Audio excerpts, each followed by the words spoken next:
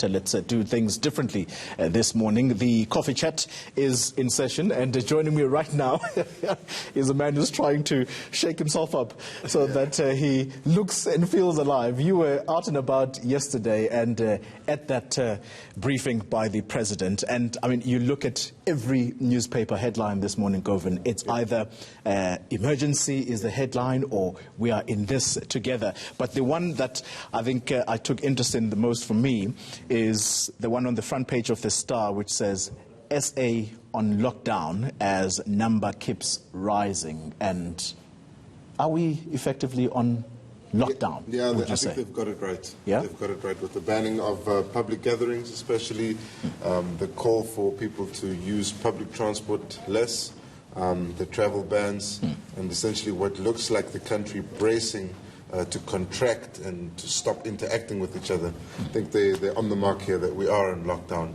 and we should behave as such from this point forward.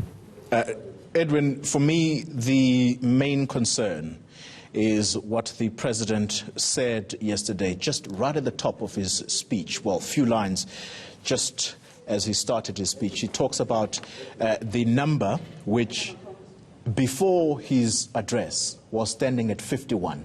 Then he suddenly announces a jump by 10 to 61.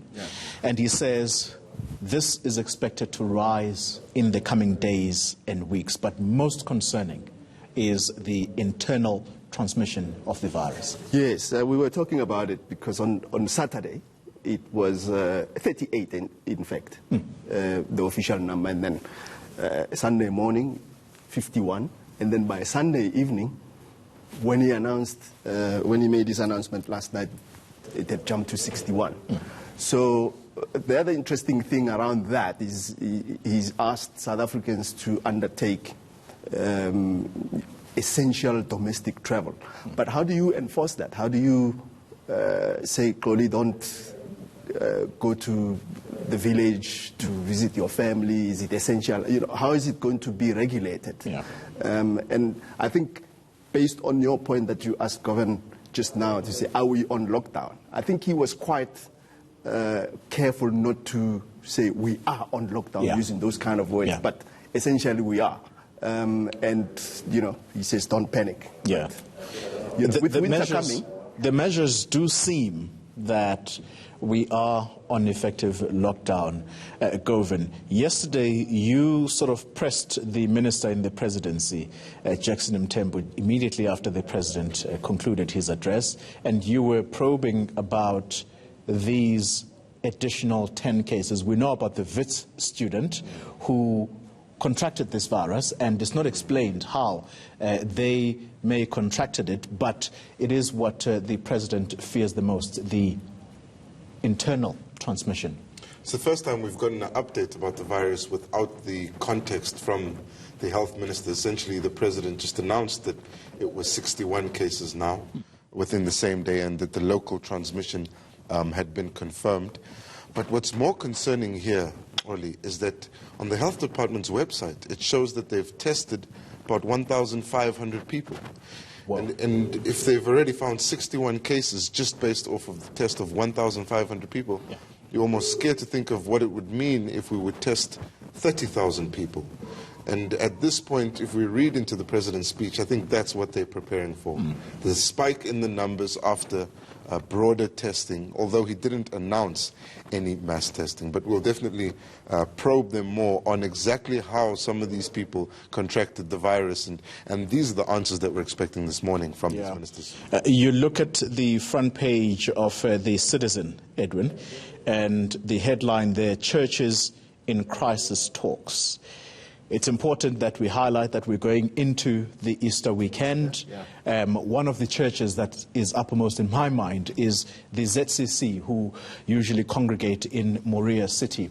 That's in Polokwane or in Limpopo.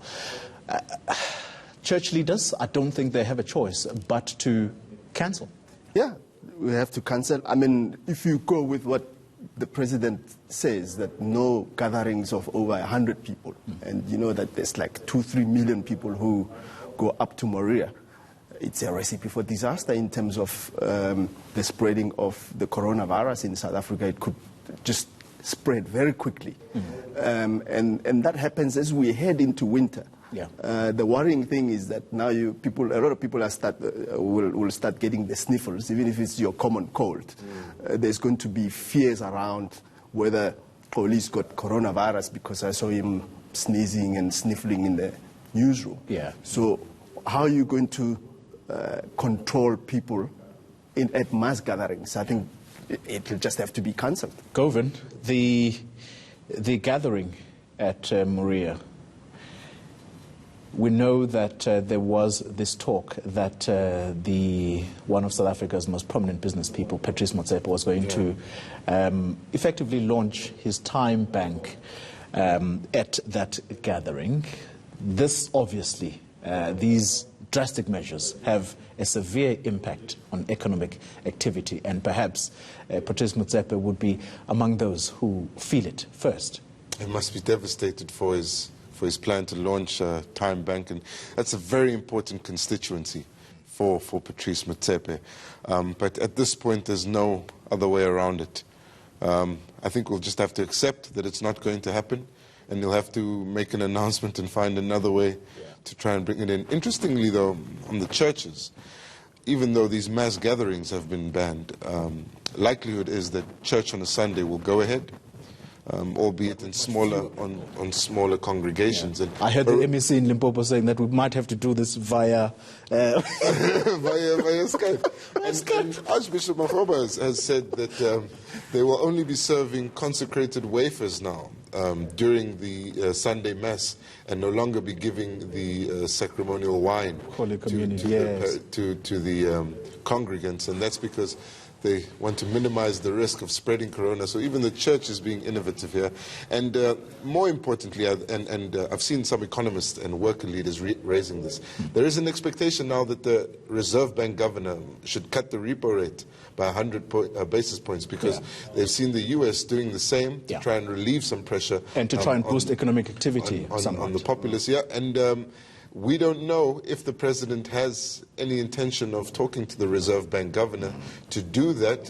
And there's also no talk of an income supplement for business people who may be losing money during this time. We've seen creative solutions happening around the world, and we're looking towards the economic cluster to see whether they can carry South Africa's small businesses during this small time. Listen, a cut in the interest rates is very much in the offing here. We are breathing through the wound.